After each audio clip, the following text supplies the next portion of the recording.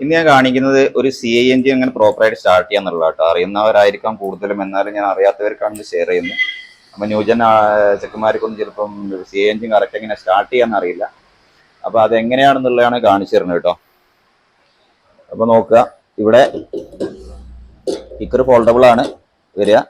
പഴയ model ആണൊക്കെയാണ് foldable അല്ല, മറ്റേ പഴയതൊന്നും ഫോൾഡബിൾ അല്ല. ഫോൾഡബിൾ അല്ലാത്തും ഫോൾഡിങ് ടൈപ്പും വരുന്നുണ്ട്. അപ്പോൾ ഇതാണ് ഇതിൻ്റെ ന്യൂട്രൽ ലിവർ വരുന്നത്.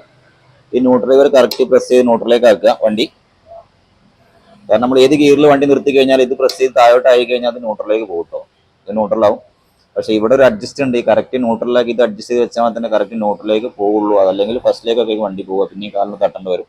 അപ്പോൾ ഇതിപ്പോൾ ന്യൂട്രലാണ് കറക്റ്റ്. അപ്പോൾ ഇനി നമ്മൾ ചാവി ഓൺ ചെയ്യുന്നു.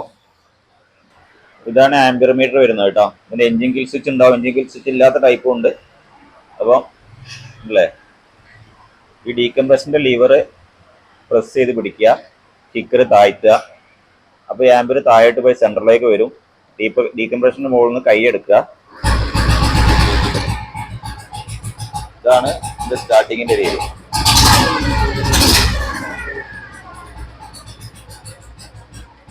സ്റ്റാർട്ടായി കഴിഞ്ഞാൽ മുകളിലേക്ക് പോകണം കേട്ടോ.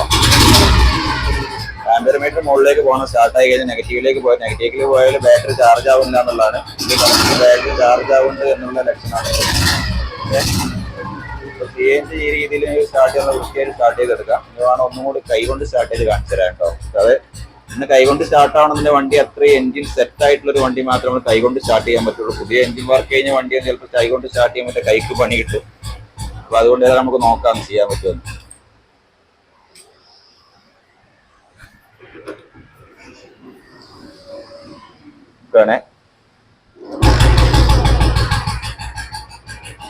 കൈ കൊണ്ട് സ്റ്റാർട്ട് ചെയ്ത്